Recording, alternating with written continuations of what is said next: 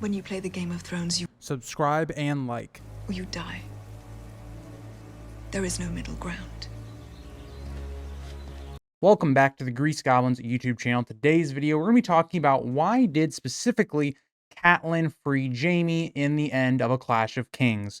It's very different from the show, and it's a video I've made in the past talking about the differences between the show and the book, and I think that the show made it more practical. I made it a bit easier to understand why exactly Catelyn frees Jamie, because in the show, it's really this idea of Jamie's going to die because Rickard Karstark is trying to get Jamie's head. The camp is basically in almost a divide on what they should do with Jamie. And even the lines we get from the show, like, no one wants to die for Jamie to protect him or any of those things. So in the show, they build this aura that Jamie is going to die, right? If Catelyn doesn't free him. So if anything in the show, Catelyn is pushed to do it so that Sansa doesn't die. In the book, it's very, very different. Whereas in the show, we have this whole idea that she's, at this war camp and all of that stuff. It's completely different in the book, where in the book, Catelyn has returned from her journey from the south with dealing with Renly and Stannis.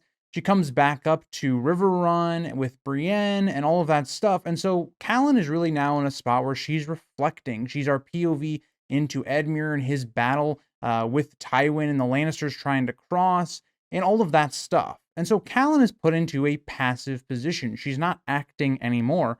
And the more news that she gets, the worse things get. Because when we pick up on her last chapter of A Clash of Kings, the news has grown dire. She's just learned of the alleged deaths of Bran and Rickon Stark, her sons, who we know they are not actually dead, but Catelyn herself doesn't know that. She believes that they are dead.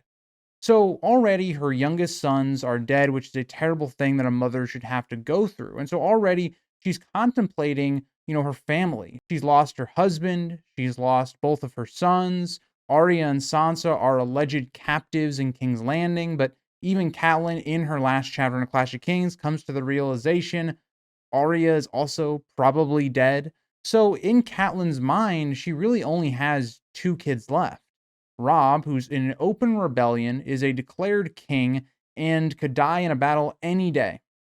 Whereas Sansa, on the other hand, is a captive of the Lannisters, and she can't, at this moment, be freed, right? Neither side is willing to give up their hostage in Jamie with Robb's camp and Sansa with Cersei's camp.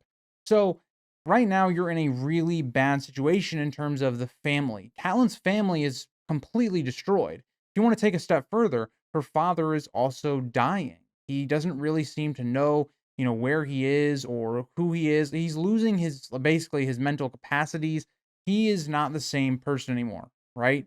And so very soon, Hoster is also going to die. The only family that Catelyn is really going to have left is her uncle, the Blackfish, her brother Edmure, Lysa, who's off in the Vale, and Robb and Sansa. And so that is important. But there's also more groundwork to this decision that needs to be brought up. We have to remember Catelyn, from every step of the way, has been preaching for peace. She has never wanted to go to war, right? Remember at the very end of A Game of Thrones, when Robb is declared king, they're having this war council about what they should do.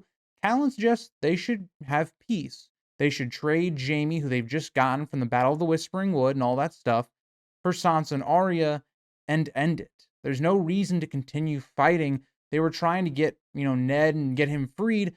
Well, now they have Jamie. They have the ability to get back the rest of their family, but because Robb is motivated by revenge and a lot of the other lords are as well, that doesn't go through. And so Catelyn has never been somebody that's trying to get vengeance and all these things. She preaches that with, for instance, when she meets Stannis and Renly and they talk about, vengeance and all this other stuff.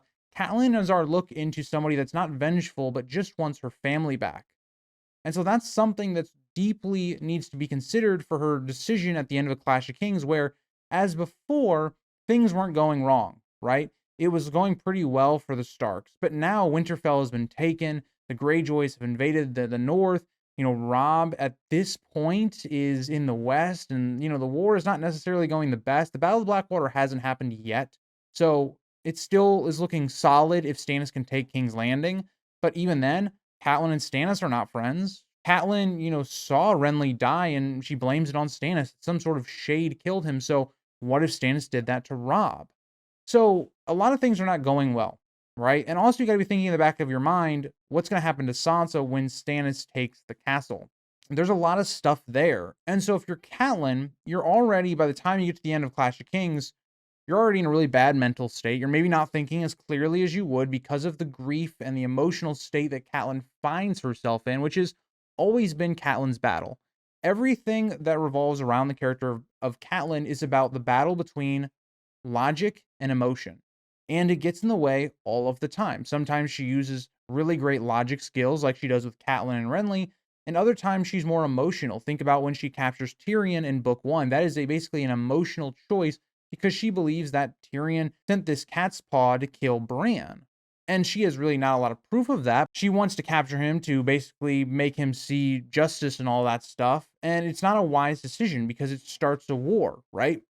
So if you are Catelyn in this moment, now we're getting to a Clash of Kings, and she's starting to realize I may never get to see my daughter again if Robb doesn't bend the knee. Even in the last chapter of A Clash of Kings, Catelyn wishes that Robb would just put down his sword, marry a Frey girl, get Sansa back, and end this war. What is the point anymore? And so when you think about that, you think about Catelyn losing her children and thinking about them and all of that stuff throughout really the entire last chapter of the book. And you think about everything that she goes through in the last chapter of A Clash of Kings, it's that aspect of it, but it's also the aspect of it that Tyrion actually plays a trick. He tries to free Jamie and is almost successful. So Catelyn also now realizes, well, they almost rescued Jamie once. What if Jamie was to get free a second time? What if Jamie was to escape? They definitely wouldn't get Sansa back. And so, in my opinion, the way I view Catelyn in the books is Catelyn is starting to realize what I think a lot of the audience at this point is probably realizing as well, is that there's no way of getting Sansa back without trading Jamie. And like Jamie even tells Catelyn in the last chapter for Clash of Kings for her, Robb is never going to give up Jamie. It's just never going to happen. And Catelyn knows that to be true. So even though, Jamie has done these really bad actions, like pushing Bran out of a window, telling that to Catelyn, and really pushing Catelyn's buttons, Catelyn is willing to overlook that because she believes she has a duty to act and save her last child outside of Robb that she believes that she has. Even though, for us readers, we know that Arya is still alive, Bran and Rickon are all alive, Catelyn does not know those things. And so that is why Catelyn decides to release Jamie. It has a lot of those things. And Catelyn's really putting more of her trust in Tyrion than she is Jamie. That Tyrion will honor this and Tyrion will send back Sansa to her. So yeah, and long story short, it's a lot motivated by her political stances, her emotions, and her grief. Those are the things that make her do what she does. So thank you guys all for watching. I'll see you guys all in the next one. Bye, guys.